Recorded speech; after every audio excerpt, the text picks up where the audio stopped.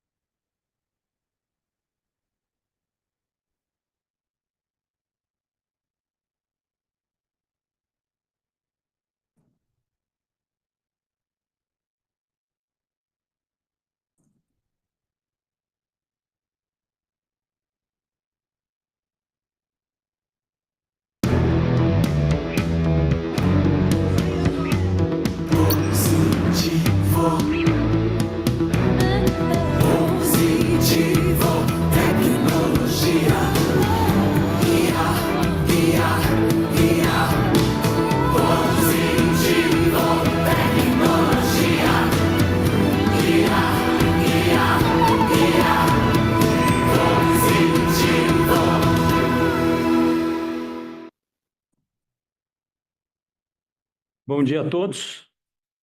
A gente inicia com essa campanha para mostrar um pouquinho do nosso momento, o momento em que a gente tenta implantar uma estratégia, né? Estamos implantando uma estratégia onde a IA permeia tudo, inclusive a nossa marca, a partir de agora.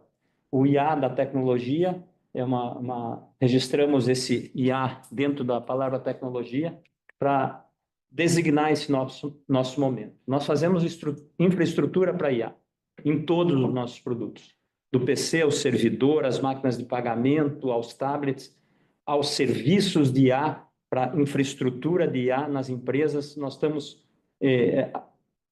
tentando nos posicionar de maneira muito clara nesse momento da inteligência artificial generativa, onde a inteligência artificial permeia toda a sociedade. Então, começamos assim. Pode passar.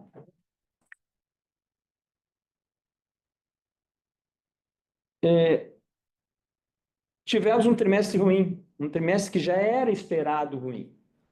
Nós já esperávamos isso. No nosso planejamento do guidance de 4,4 a 4,8 bi esse ano, tinha esse primeiro trimestre mais fraco. A gente não divulgou trimestre a trimestre, ou seja, para nós não é surpresa alguma. A gente já sabia que a gente vinha com pipeline de negócios, principalmente na área de governo, mais fraco no primeiro trimestre, o que impactaria o faturamento, o que não chegaria no ponto de equilíbrio, e por isso a gente teve um pequeno prejuízo. E além do faturamento menor em governo, também teve uma margem um pouco menor do que o costume. Eram projetos muito antigos, houve defasagem nos seus custos quando nós tivemos que entregar e faturar. Mas a nossa estratégia, a estratégia que a gente delineou lá há 5, 6 anos, ela continua intacta. Nós continuamos implantando e ela está dando resultado trimestre após trimestre. Tanto é que a gente cresce nos negócios corporativos, 11%, a gente cresce se incorporar a nova divisão com a compra da Algartec, agora Positivo S+, nós temos um crescimento de mais de 60% em relação ao primeiro trimestre do ano passado. No nosso enfoque de que nós iríamos crescer no B2B, iríamos crescer nesse mercado corporativo, iríamos agregar serviços aos nossos servidores, aos nossos computadores, fazendo um composto imbatível, um composto em que nós somos a referência da infraestrutura de TI no país. 50% das vendas de PC para o mercado corporativo já vem de locação, já vem de RaaS, de Hardware as a Service. Servidores começam a pegar muita atração, ganhamos um grande processo, somos imbatíveis em servidores HPC, nos servidores para inteligência artificial, nos servidores de muita capacidade de processamento. Ganhamos numa grande estatal brasileira, estamos ainda, o processo licitatório não acabou, ganhamos através de um parceiro, mas nós fomos declarados vencedores, agora está na fase recursal, a probabilidade é muito grande que a gente leve esse contrato. É um contrato de mais de 450 milhões de reais de fornecimento de um supercomputador, que certamente será o maior supercomputador brasileiro, maior da América Latina. As soluções de pagamento vão muito bem também, outra vertente estratégica forte nossa, fatura 124 milhões. Positivo Seg, que é a última das vertentes estratégicas que nós entramos há pouco menos de 2 anos. Eu acho que a gente encontrou o nosso caminho, tivemos alguns problemas iniciais, mas encontramos o nosso caminho, estamos abrindo filiais pelo Brasil, estamos aumentando o faturamento e devemos já chegar esse ano, no final do ano, ao ponto de equilíbrio da divisão, se tudo continuar como está ocorrendo hoje. No consumo, a gente ganha a market share em PCs, em tablets também, a gente vai muito bem.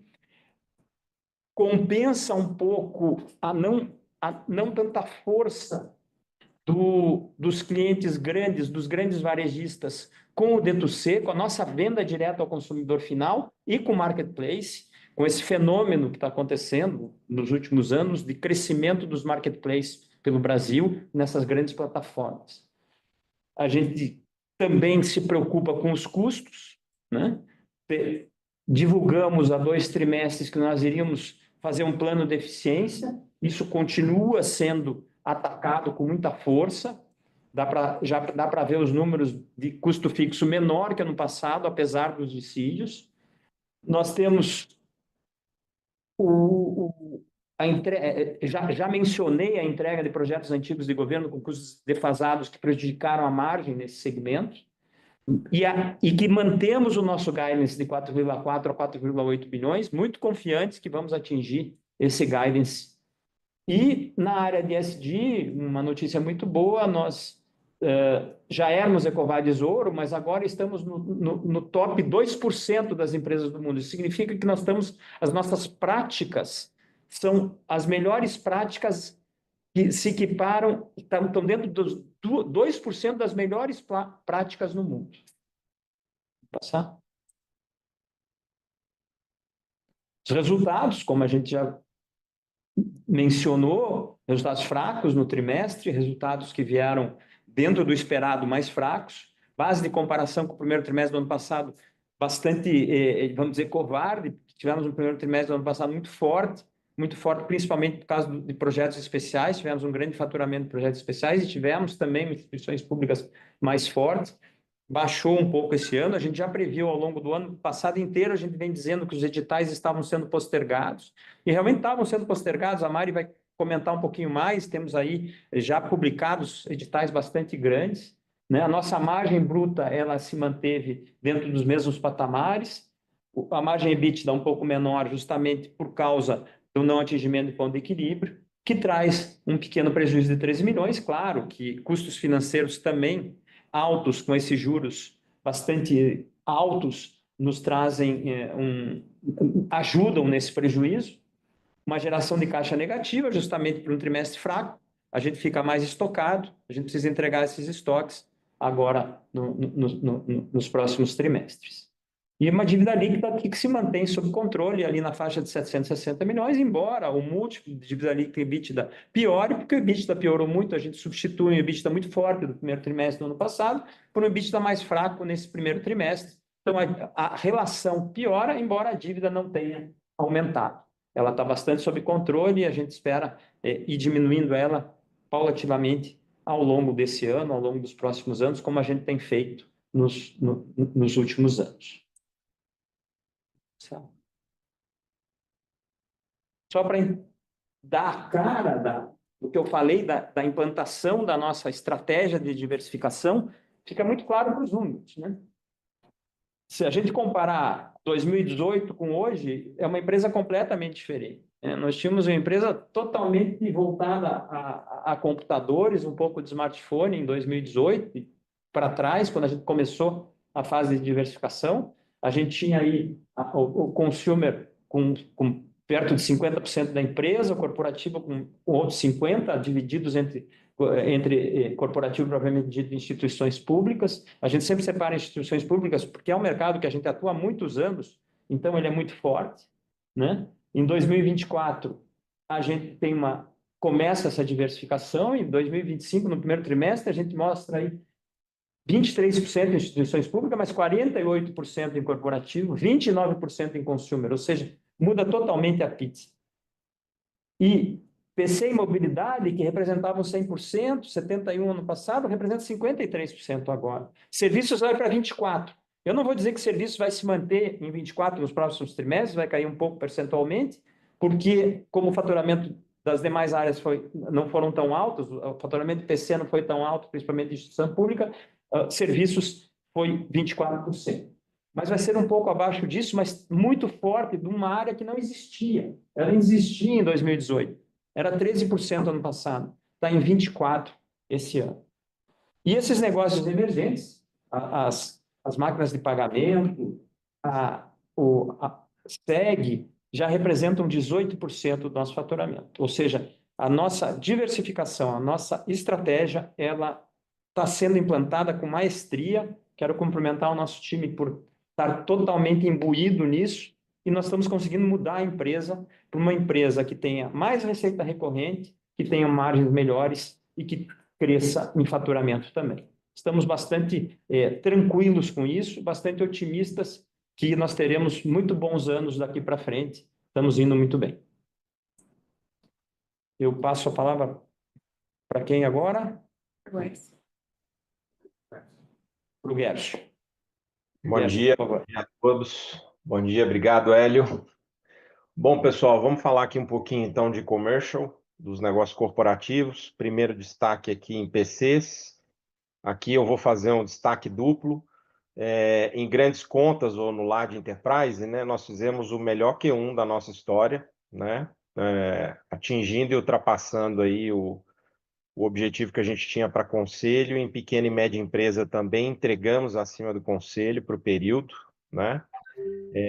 E em ambos os casos, quando a gente olha não só a base comparativa ano contra ano, como também o segmento Premium to Market, a gente vê que a gente rodou durante o primeiro trimestre acima do mercado, daquilo que estava projetado no período, né? Então, acho que aí é um ponto importante, porque é uma área core da companhia, e eu acho que o sucesso também reflete também, como o Hélio já bem colocou aí, um reposicionamento que a gente vem fazendo ao longo dos últimos anos, que aqui transborda numa conquista maior de mercado na medida em que a gente vai adaptando e melhorando o nosso portfólio para que ele converse de uma forma mais adequada também com os clientes corporativos. Falando especificamente aqui de servidores e soluções, receita de servidores veio bastante concentrada aqui nesse crescimento em soluções de repatriação de nuvem, que já não é uma novidade. Para quem nos acompanha aí, isso vem acontecendo com alguma recorrência, né? E também com soluções de nuvem híbrida, capitaneadas aí por soluções de hiperconvergência. Mas já trouxe aí uma porção relativa de soluções de IA dentro desse resultado também, né? Aí eu destacaria no período vendas que fizemos para um cliente bastante importante do mercado financeiro, né? E sobre a solução de computação de alta performance que o Hélio mencionou, né? É um projeto estratégico, acho que demonstra, na linha do que já foi falado anteriormente, a nossa expertise na área de computação avançada, inteligência artificial e arquiteturas de referência para esse tipo de workload, que está cada vez mais proeminente dentro das organizações, né?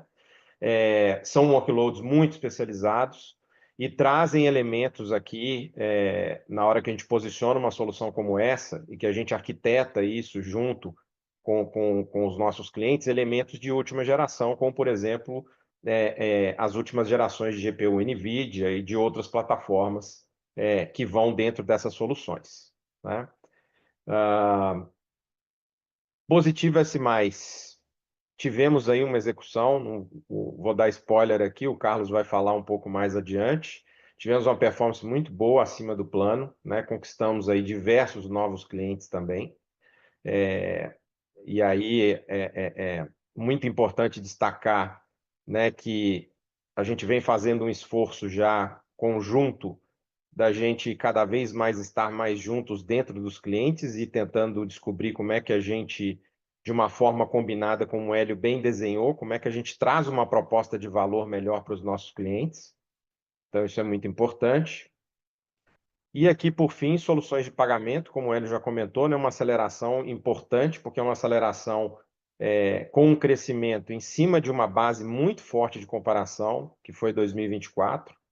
E eu destacaria aqui o lançamento da linha Tupi. A linha Tupi, não sei se todos conhecem, uma linha de soluções de automação comercial, que foi lançada na Autocom há poucas semanas atrás, né? Uma gama de dispositivos de automação que ela se destaca aí pela capacidade de aceitar pagamentos do tipo Tap to Pay e Pix por aproximação. São soluções projetadas para modernizar a experiência do consumidor e aumentar aí a eficiência do varejo. Bom, passo a palavra agora para o Carlos Maurício, para o Carlos contar um pouquinho aí de S+. Obrigado. Obrigado, Guércio. Bom, como o Hélio e o Guércio mencionaram, foi um tremendo trimestre para S+, né? Nós crescemos 18% em relação ao mesmo trimestre de 24 e 6% mais do que o planejado, do que o orçado para o primeiro trimestre de 25. Realmente a gente vem muito bem nesse começo de ano. Já estamos cumprindo à risca também o nosso planejamento de integração. Dia 31 desse mês já faremos um ano de aquisição, né? De final de aquisição. Então, nós estamos na fase final do desacoplamento com o Grupo Algar, implementando os últimos sistemas, acabamos de implementar o SAP. Então, assim, vamos muito bem nesse setor que gera sempre um estresse para a organização, né? A organização fica bastante estressada, mas a gente vem muito bem nisso, desacoplando o Grupo Algar e acoplando a Positivo Tecnologia. Então, a gente vem cumprindo bastante, com bastante fidelidade o plano. Nesse período também a gente lançou um novo produto, né, uma operação do Master Data Operation Center, esse é um centro de competências para cuidar dos dados mestres das organizações. Os dados mestres estão na fundação para qualquer transformação digital, ou mesmo para geração de insights na IA. Então, quando o Hélio menciona que nós estamos, nosso serviço também para IA, é que nós estamos na fundação da IA, quando vamos cuidar dos dados mestres das corporações. Também um destaque importante, a gente conquistou 6 novos clientes no período, o que atesta que a aquisição, né, que o posicionamento, que o lançamento da nova marca, né, o acoplamento, o desacoplamento, nada disso impactou negativamente o nosso crescimento. A gente continua muito pelo contrário, estamos sendo impulsionado por esse novo posicionamento com a Positivo Tecnologia. Isso está sendo muito bom. Eu estou fora do país, eu estou na Latinoamérica, né, Colômbia e México, e o impacto que os clientes a gente vem percebendo que os clientes, o nosso discurso vem fazendo muito sentido para os nossos clientes também na Latam hispanohablante. Então, assim, tá bastante confiantes que o caminho tá bom. Eu queria passa o próximo slide, por favor, isso. Bom, gente, nessa linha de integração, nós realizamos o nosso primeiro kickoff de vendas, com a presença de todos os nossos colaboradores de Brasil e Latam, que de alguma forma estão envolvidos com vendas a corporações. Daqui é o tema corporações, né? Foram quase 200 pessoas entre vendas de hardware, do time do Guércio, e vendas de serviço do meu time, do time da S+. Esse evento marcou o início dos trabalhos de integração dos nossos times, né, que endereçando toda a potência que a gente quer ser juntos, né? Porque afinal juntos somos mais, somos S+, né? Por favor, se puderem passar o vídeo então, e eu termino aqui.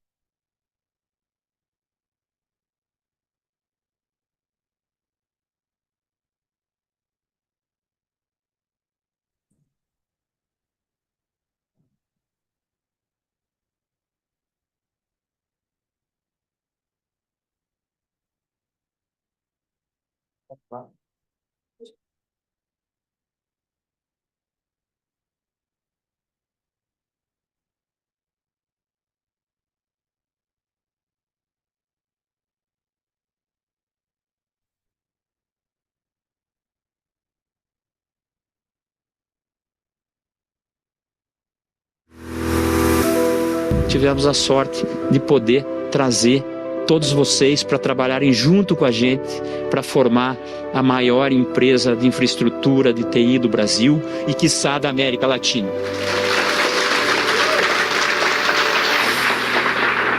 É uma honra e um prazer muito grande estar aqui junto com o time da S+, pela primeira vez. Então, um marco muito importante na história da companhia.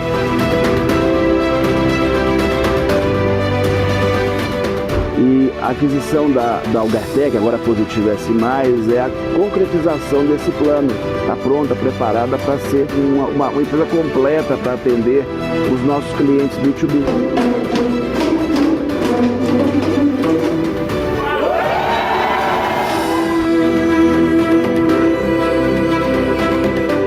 Cada detalhe desse evento foi preparado com muito cuidado, muito carinho, para acolher, para ser um ambiente e para serem dias de muitas trocas, inspiração.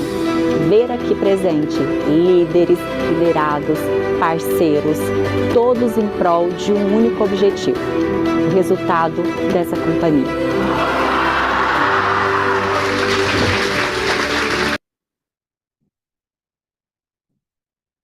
Bom, obrigado, gente. Eu passo a palavra para o Aleres, que vai fazer a parte de meio de pagamento. Obrigado. Eu substituo aqui, então, excepcionalmente, o Norberto, que não pode estar conosco hoje por uma questão de saúde. Então, todos nós desejamos aí que o Norberto se recupere rápido para que possa estar conosco aqui novamente. Vou começar com a parte de soluções e pagamento, que o Guercio já comentou um pouco. Esse negócio, essa vertical continua nos surpreendendo, né, com um resultado crescente e consistente ao longo dos últimos anos. Somente essa unidade no ano passado já entregou 420 milhões de faturamento. E a gente tem um primeiro trimestre agora com uma receita de 124 milhões, que é um crescimento de 4% sobre o ano anterior. 4% pode parecer baixo, mas nós tivemos um primeiro tri no ano passado muito forte, porque além de ter sido um tri robusto, ainda carregou uma parte das vendas, das entregas que não puderam ser feitas em dezembro por questão da estiagem. Então, esse crescimento teria sido muito maior. A nossa expectativa para 2025 é de um crescimento sólido sobre um já forte 2024, e o desempenho desse trimestre reforça a nossa convicção de que teremos mais um ano aí de sucesso nesse negócio. E como o Guercio comentou, tivemos no TRI o lançamento, a expansão do portfólio, né? Além das máquinas que vocês já conhecem, agora uma família de totens e tablets de bancada com uma experiência para o usuário muito melhor e um grande diferencial aqui, né? Nós temos uma certificação exclusiva nesses produtos da Google, que é o EDLA, é uma solução Enterprise da Google, que oferece no dispositivo toda a loja de aplicativos e ferramentas e APIs da Google, aumentando ainda mais a experiência e eficiência do usuário desse produto que você não tem na máquina, né, tradicional. E na Autocom foi um sucesso, eu estava lá, nosso stand estava cheio o tempo todo de clientes e potenciais clientes fechando negócios aí conosco. No próximo slide, eu queria dar um contexto de como esse negócio performou, né? Já mostramos esse slide no passado, mas olha só no gráfico na esquerda, de 21 a 24, nós crescemos 6 vezes. A receita foi de 70 para 420 milhões. Isso dá um crescimento anual, um CAGR de 80%. Entregamos 530 mil máquinas inteligentes no ano passado, num mercado aí estimado entre 5 e 6 milhões de máquinas no total, das quais 2 milhões e 700 são máquinas inteligentes, que é justamente o segmento onde a gente atua. O mercado total em máquinas cresceu 10%, mas o mercado das máquinas inteligentes cresceu 35%. E nós crescemos muito acima disso, portanto, ganhando share. E isso explica, né, por que nós temos hoje 6 das 8 maiores adquirentes como nossos clientes, e 3 desses adquirentes, as 3 maiores, por sinal, já operam hoje com praticamente 100% do portfólio de máquinas inteligentes com soluções da Positivo Tecnologia. Acho que, finalmente, um comentário esse negócio tem 75% das receitas precificadas em dólar, então isso tira a volatilidade cambial do negócio. E, finalmente, vantagem competitiva, nós temos desenvolvimento próprio de soluções para essa tecnologia. Não é uma máquina que vem da Ásia e que a gente simplesmente entrega aqui, mas nós desenvolvemos toda a interface de software que vai embarcada nessa máquina, ganhando autonomia e agilidade e atendendo às necessidades dos mais diversos clientes. Falando de consumer agora, no próximo slide, vemos no gráfico uma receita de 248 milhões no trimestre, é uma queda de 7%. Mas é específico aqui, o infrator foi smartphones, né? A gente teve um ano muito forte ano passado de smartphones e agora a gente vê uma explosão do mercado ilegal, do mercado cinza no Brasil, que já é aí em torno de 20% a 25% desse mercado. Então é uma concorrência bastante injusta. Mas na parte de PCs e tablets a gente teve um ótimo desempenho. Eu destaco aqui que os tablets já vêm praticamente equiparando a receita aqui dos smartphones com soluções desenvolvidas por nós, tanto na linha Positivo como na linha Vai. E na parte de PCs, nós ganhamos market share. Na entrada, no segmento de entrada, a gente atingiu 46% de market share. Foi um ganho de 11 pontos percentuais versus o ano anterior. E também no segmento mid-high, que são os preços mais elevados, a gente atingiu um share aí de 5%, que é quase um ponto percentual a mais do que o ano anterior. E a nossa estratégia de diversificação, né? Nós temos crescido muito rápido nos canais digitais, que são uma combinação de vendas direto ao consumidor, ou D2C, como por meio dos sellers, que vendem nas plataformas de marketplace. Essas receitas cresceram 75% versus o ano passado, vem crescendo nesse ritmo o ano passado todo e já representam 40% da receita do segmento de consumo, que é o que a gente vai ver no próximo slide. Então, rapidamente aqui nós vemos os gráficos aqui na direita, né, a fatia roxa da rosca, 40% do segmento já é hoje uma venda digital, né, uma parte direta ao consumidor e outra parte por meio dos marketplace sellers. E quando a gente volta para 2022, isso era 11%. E o resultado disso é que a gente diminui a dependência dos grandes varejistas, né, consegue ter uma capilaridade maior e, o mais importante, condições de negócio melhor e conseguimos vender produtos com maior valor também. Da minha parte, é isso. Eu passo a palavra agora para a Mari para falar de instituições públicas. Bom dia a todos, obrigada por estarem aqui conosco. Comentei há pouco que é ruim ser a vilã da história, né? Mas isso só mostra um pouco da sazonalidade do governo e reforça a importância da nossa estratégia de diversificação, porque nem sempre todo mundo está no topo, né? Bom, nós começamos o ano de 2025 com um faturamento mais enxuto, já previsto dentro do nosso planejamento, mais enxuto, primeiro, né? Porque o nosso TRI de referência, o primeiro TRI de 2024, foi o TRI recorde histórico de instituições públicas. Acho que vocês lembram, foi devido às postergações do faturamento do final de 2023 para o início de 2024, devido à seca, à estiagem lá em Manaus, né, no Rio Amazonas. E o segundo motivo, porque, como eu tenho reportado aqui para vocês, ao longo de 2024, a publicação dos novos e grandes editais foi sendo postergada. E, com isso, os pedidos que poderiam estar agora para atender esse primeiro trimestre não aconteceram. Mas os ventos mudaram, felizmente, né? Já tivemos alguns grandes editais publicados, vamos ter agora, em maio, a grande disputa do FNDE, o edital de ata federal, são aí 380 mil equipamentos, para atender 955 clientes, né? E estamos na expectativa da publicação de outros grandes editais, como um novo edital da Prodesp, CEPLAG Minas Gerais e outros. A nossa margem realmente ficou bastante prejudicada, como o Hélio já comentou, porque o nosso número desse primeiro TRI se deu devido ao faturamento de projetos mais antigos, cujos custos dos insumos na precificação estavam bem abaixo do que nós conseguimos efetivamente realizar na entrega agora.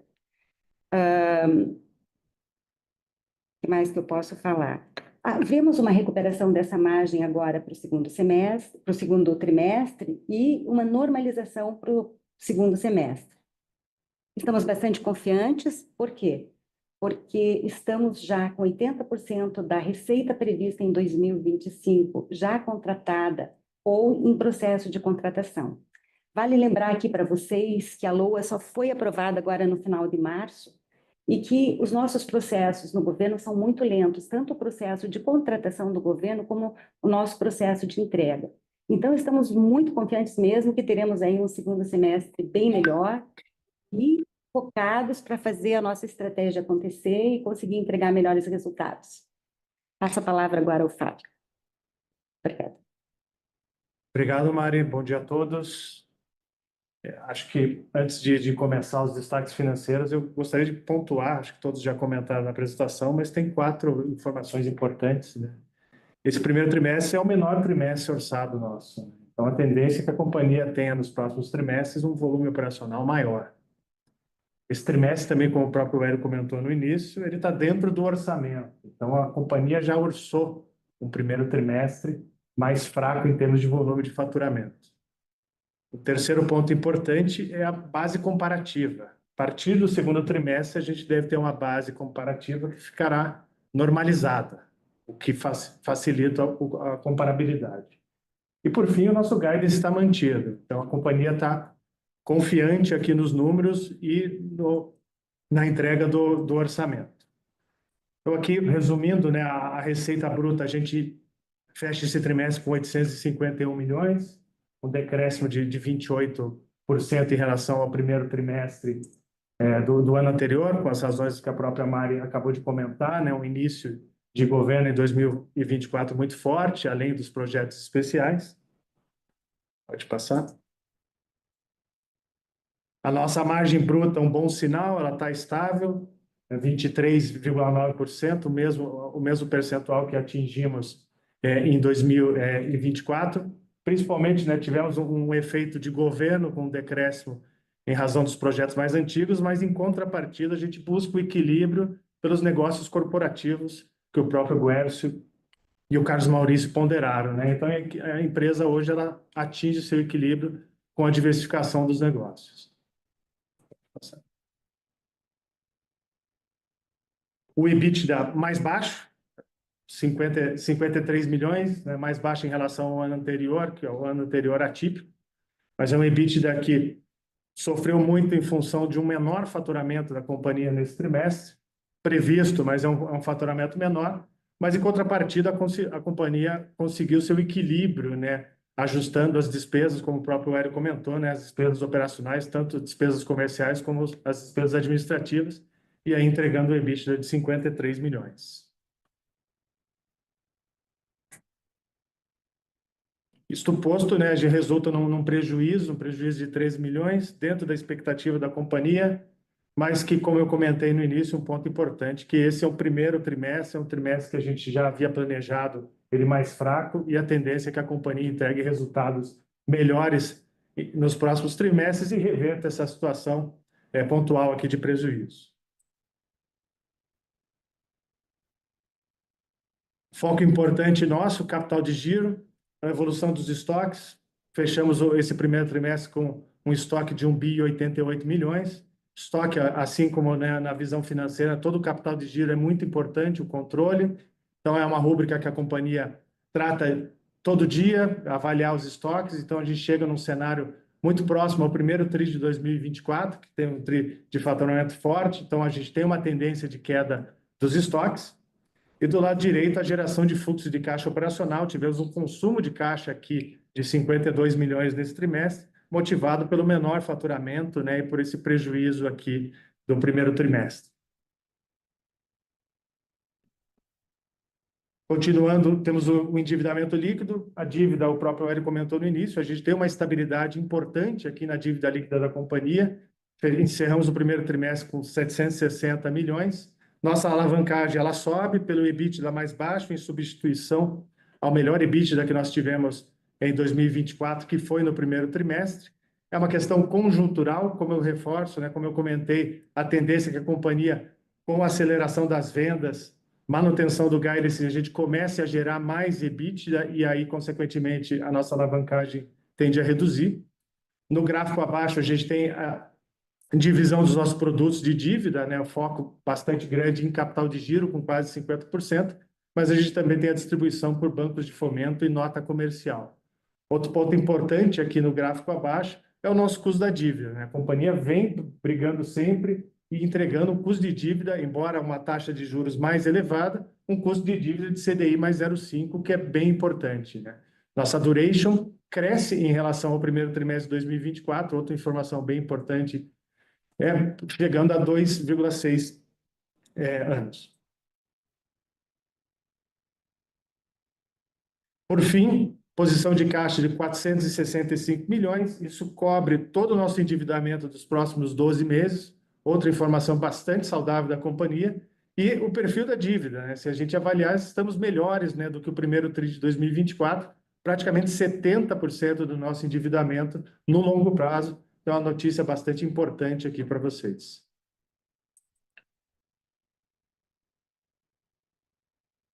Aqui a gente reforça o guidance, o próprio Hélio comentou no início, né? A gente reforça as premissas. Estamos em busca, né, do atingimento do guidance de 4,4 a 4,8 bilhões de receita bruta, mantidas as premissas. Os colegas já pontuaram aqui sobre o desempenho dos canais e a companhia reforça novamente essa receita bruta aqui estimada para este ano. Passo a palavra para o Hélio para as considerações finais. Resumindo um pouquinho tudo que foi falado, né?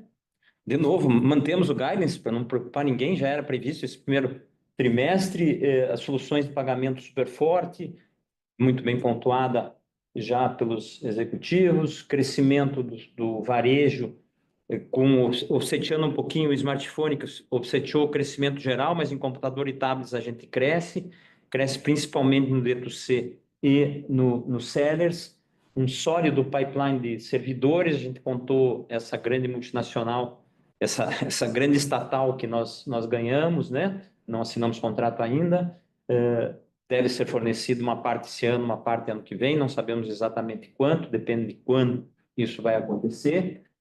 Crescimento de todos os negócios corporativos era a base da nossa estratégia, crescer no corporativo, trazer mais serviços, isso acontece, se mais cresce, supera as expectativas, clientes muito importantes sendo conquistados, e o plano de eficiência em curso, né? Menores despesas, somos uma empresa de margem não tão alta, precisamos ter despesas controladas. E estamos fazendo isso com maestria, fizemos um grande plano no ano passado, estamos cumprindo esse plano. Esse é o quadro geral da empresa, é um trimestre ruim, mas com uma mensagem de otimismo dos números do ano, é isso que a gente traz, e um grande otimismo pela implantação dessa estratégia de diversificação, com a busca de mais receita recorrente, com a busca de margens melhores. Muito obrigado a todos. A gente passa agora, então, para a sessão de perguntas e respostas, e é importante que vocês usem o botão de Q&A, tá? Para que eu veja aqui e me digam se querem fazer a pergunta ao vivo ou se querem que eu leia. Eu pediria para abrir o microfone do Leonardo Sintra, analista de sell-side do Itaú BBA. Leonardo Sintra.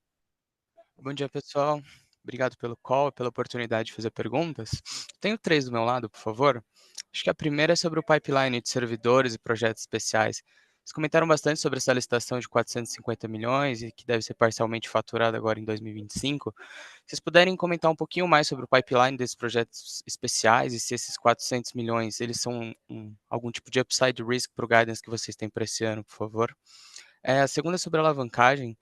A gente viu que subiu para 2,5, um pouco maior do que vocês vinham tendo nos últimos trimestres. Obviamente, a gente tem uma dívida que ficou estável, um EBITDA, uma comparação anual um pouco mais difícil. Só para entender aqui qual que é o nível que vocês veem saudável, sustentável para a companhia e como é que a gente deve pensar nesse indicador nos próximos trimestres. E a última, se eu puder, aqui sobre receitas de instituições públicas, né? Vocês comentaram que 2024 foi um ano com poucos editais e que esse ano já começaram a sair alguns. Qual que é a expectativa do ritmo de entregas dessa parte de setor público? Como é que está o andamento dos principais editais, aí, como Prodesp, FNDE, por favor? Obrigado. Eu respondo a primeira, Fábio a segunda e Mari a terceira. A primeira, eu diria que não é um projeto especial, é um projeto de servidores que a gente tem no dia a dia. Esse é um servidor maior do que os servidores que a gente costuma vender. mas a gente vendeu outros servidores também, HPCs, em outros clientes, não tão grandes como esse. Esse, para ter uma ideia, são 1.500 placas B200 da NVIDIA, tá? É um servidorzaço, né? E ainda bem que o Trump ontem revogou todas as medidas que burocratizavam a compra de placas da NVIDIA, né, para países da categoria do Brasil, que era a categoria 2. Eu não sei se todos acompanharam, mas foi aí um motivo de preocupação, então não que seria proibitivo, mas teria uma série de burocracia. Ele acabou com essas amarras ontem. Então, temos essa entrega a gente não sabe prever muito bem quando ela vai acontecer, pelo seguinte, a gente foi declarado vencedor, normalmente essa estatal não volta atrás nas suas decisões, mas o prazo de recurso está correndo, a gente não sabe se vai ter recurso de alguém ou não, se não tiver a contratação é mais rápida, se tiver pode demorar um pouquinho mais. Então, por isso que a gente não sabe quanto vai ser entregue esse ano e quanto vai ser entregue ano que vem. Mas esses negócios de HPC, eles começam a acontecer como a gente previa, né? Eles já aconteceram nos Estados Unidos, estão muito forte, na China, começaram a acontecer na Europa, o Brasil um pouquinho atrasado, mas eles começam a acontecer de maneira mais recorrente, né? Temos aí o PIBIA também, né, que é o Plano Brasileiro de Inteligência Artificial, que deve comprar um grande servidor. Então, tem muitas coisas acontecendo de grandes servidores, onde o nosso posicionamento é muito forte. Então, Fábio, se puder responder a segunda. Sobre alavancagem, excelente pergunta, tá, Eduardo? Leonardo. É uma preocupação da companhia, mas como eu comentei, é uma situação conjuntural já prevista, tá? Especificamente por um EBITDA mais baixo que tivemos em substituição do maior EBITDA de 2024, que foi no primeiro trimestre, a gente tem esse crescimento da alavancagem. Então, eu reforço que é uma questão mais conjuntural. Reforçamos o guidance, ou seja, a partir de Q2 a gente deve ter um volume operacional mais alto, né, tanto de faturamento como de lucratividade, e a tendência é que essa alavancagem vai caindo no decorrer do ano. Bom, Leonardo, obrigada pela pergunta com relação às instituições públicas. Nós temos aí grandes projetos em andamento. Como eu disse, 80% da receita que nós estimamos já são de projetos ganhos ou a serem contratados. Tem uma grande licitação da Prodesp, que é para atender parte, novamente, para a educação, parte para as secretarias, que ainda deve acontecer até julho. Temos a licitação do FNDE, que vai acontecer agora no mês de maio. E, assim, como eu disse, também a expectativa é para um segundo semestre bem mais forte, porque como a LOA só foi aprovada agora que os órgãos públicos estão se mexendo para fazer as contratações, esse processo demora um pouco. Nós procuramos acompanhar assim, muito de perto para estarmos preparados para atendê-los rapidamente e, se possível, dentro do ano. Então, estamos bem confiantes, porque é um ano também pré-eleitoral, né? Muitas aquisições são feitas no segundo semestre e tem tudo para dar certo. Acho que é isso.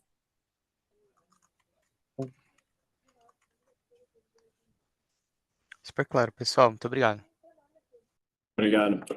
Eu tenho uma pergunta do Silvio Dória, analista do Safra, do Banco Safra.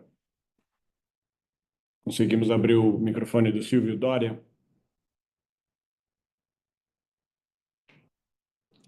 Bom dia, pessoal. Obrigado por pegar minhas perguntas.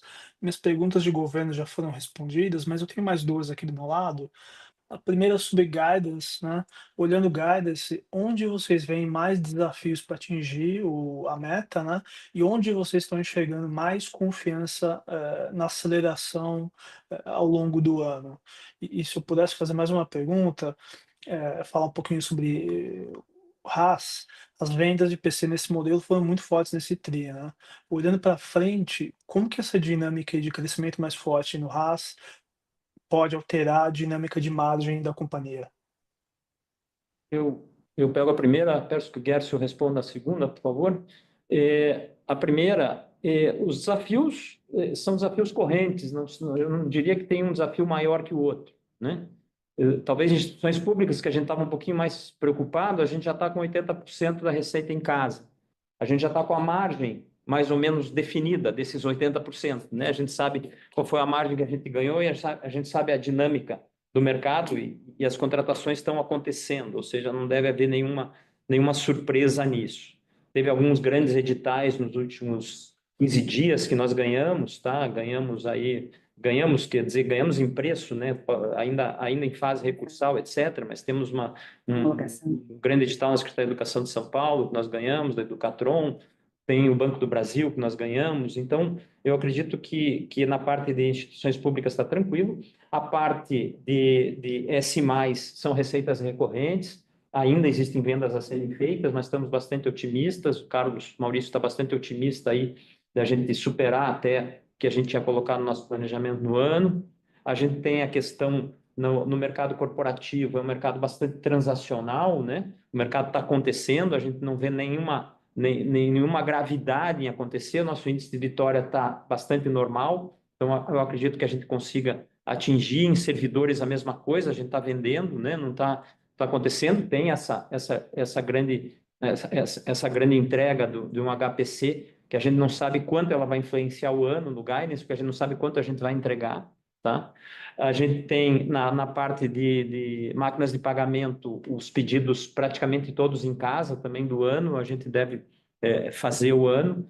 O varejo também é transacional, o consumo é transacional, a gente não sabe bem, mas ele está acontecendo e não vê nenhum percalço pela frente. Claro que uma subida abrupta do dólar ele pode complicar o repasse de preço, né? A gente talvez no final do ano tenha um desafio um pouquinho maior, tem que entrar bastante protegido aí por causa das eleições, sempre causa alguma turbulência, mas a gente sabe tratar isso, deve tratar bem isso.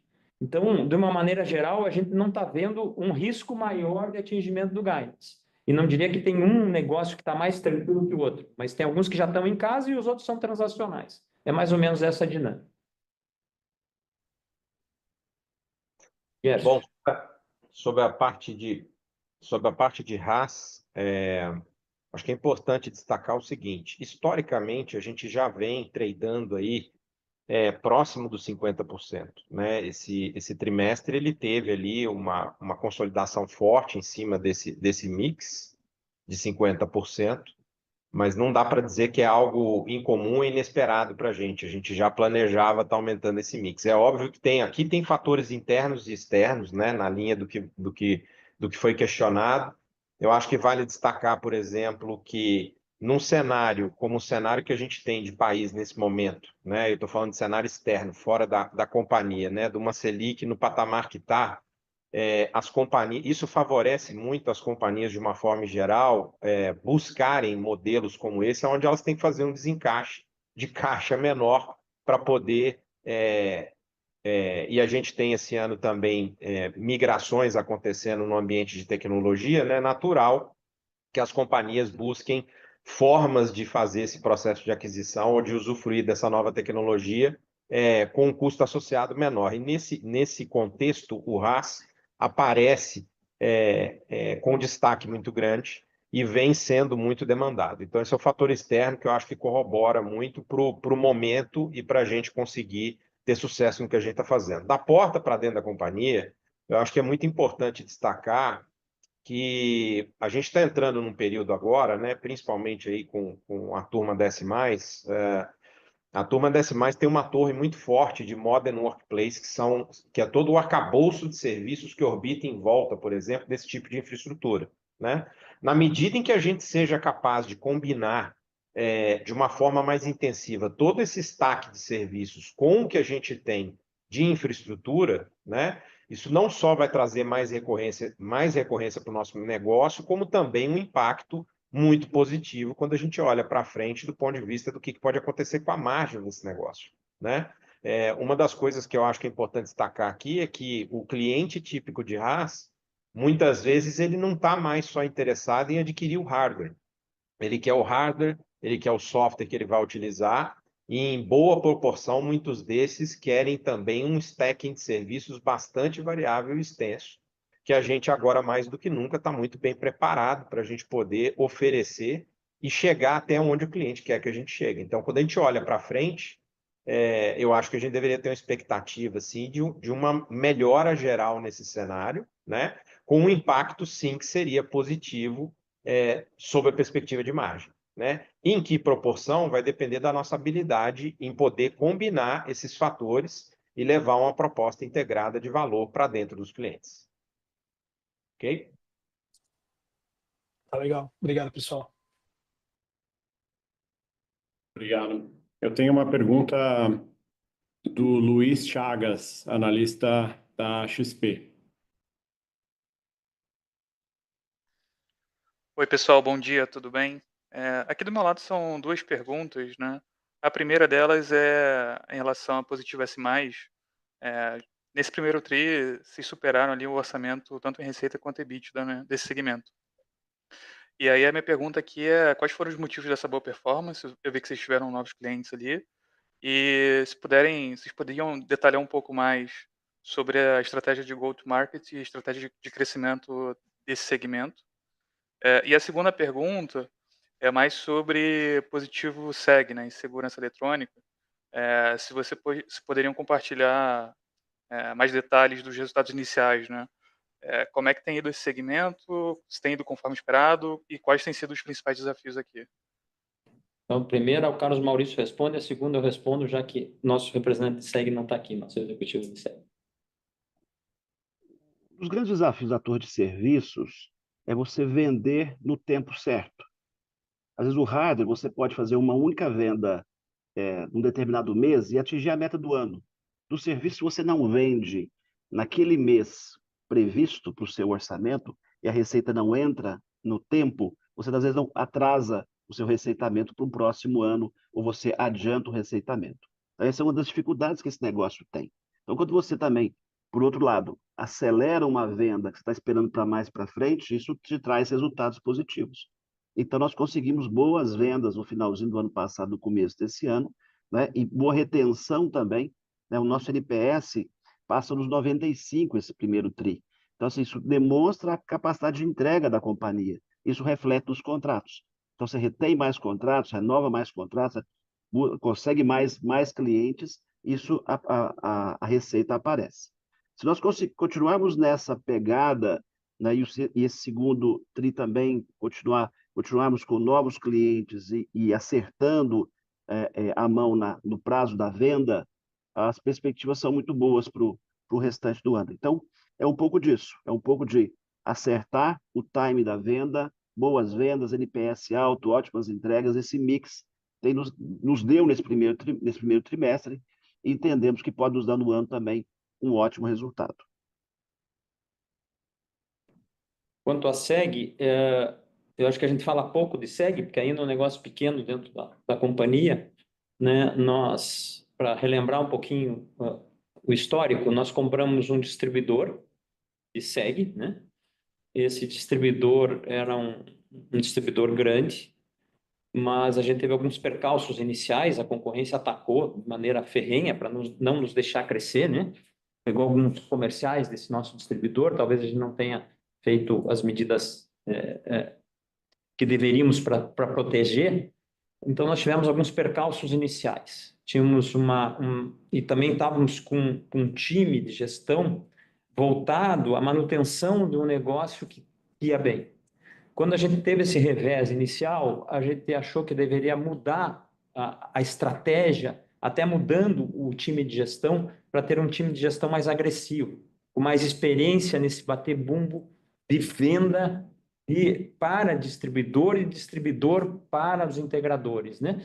Só lembrando que esse é um mercado em que os integradores, né, os revendedores, os integradores, dos pequenininhos ao pouco maior, que são mais de 100 mil pelo Brasil, mandam, né? Quando nas nossas casas, nos nossos negócios, a gente não contrata uma câmara, a gente contrata um integrador e ele é que vai escolher a câmara que vai colocar na tua casa, no teu condomínio ou no teu negócio. Então, o integrador é muito importante, é o elo principal da cadeia. E a gente está montando essa rede de integradores, através dessa rede de distribuição própria e de terceiros. Então, a gente mudou a gestão em julho do ano passado, para uma gestão bastante mais agressiva comercialmente, e estamos batendo esse bumbo e já temos os primeiros resultados disso. Fortalecemos nosso time comercial, pegamos os melhores profissionais do mercado e estamos batendo esse bumbo. Então, a gente está retomando aquilo que a gente deveria estar fazendo no começo do ano passado. Então, a gente está hoje com o faturamento que a gente deveria estar um ano atrás. Mas esse faturamento tem crescido e tem crescido de maneira expressiva e constante. Então, a gente acredita que vai chegar até o final do ano com um tamanho já bastante razoável da operação e uma operação que chega no break-even. Perfeito, pessoal. Obrigado, super claro. Bom dia aí.